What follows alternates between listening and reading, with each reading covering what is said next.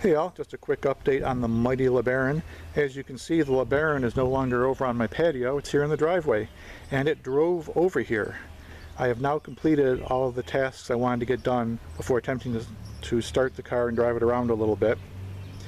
Let me bring you up to date on what I've done since the last video. Basically 3 things. Power steering lines.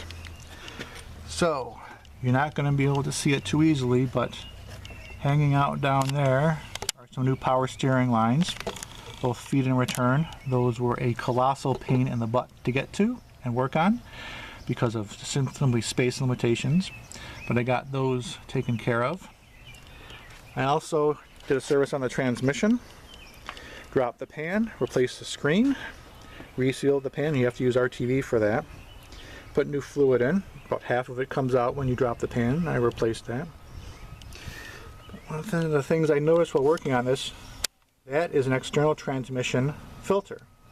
And I don't know if the cars came with one from the factory. I don't know if a Chrysler service bulletin required the addition of one of these. I don't know if this is just something the previous owner put on of his own accord. But since there was already one there, I have replaced it with a new one. And I've replaced all of the transmission hoses, whether it be for the filter or the ones running to and from the cooler and the radiator. Those all have new proper transmission lines. I also changed the oil in the car. It's no big deal. It's nice that the filter is up here at the front. Right there. I got that done. And then I started the car after putting in a new battery. And she runs. She doesn't run the greatest. The idle goes up and down a little bit, and she's a little rough, but I haven't done any kind of tune-up on her yet. But I was able to run her up and down the driveway and scrape the rust off the brakes.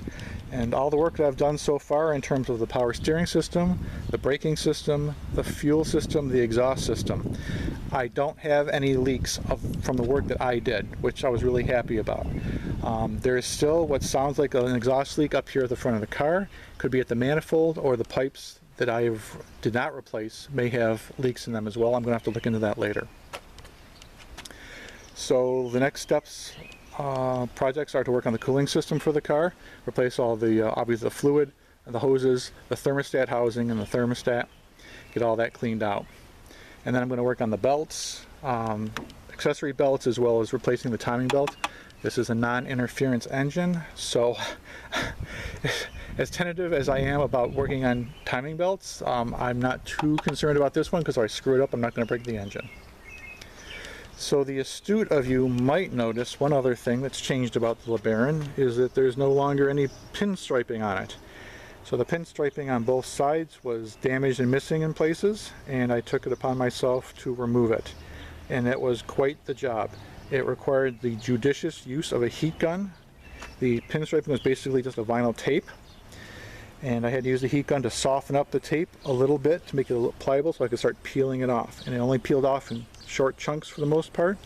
It was kind of tough to get off, and then it left all the adhesive on the car.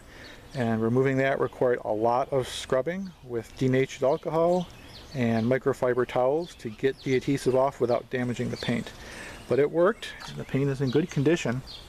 But I haven't decided if I'm going to replace the pinstriping or not. I'm kind of on the fence about it. If you have any thoughts about it, put them in the comments below.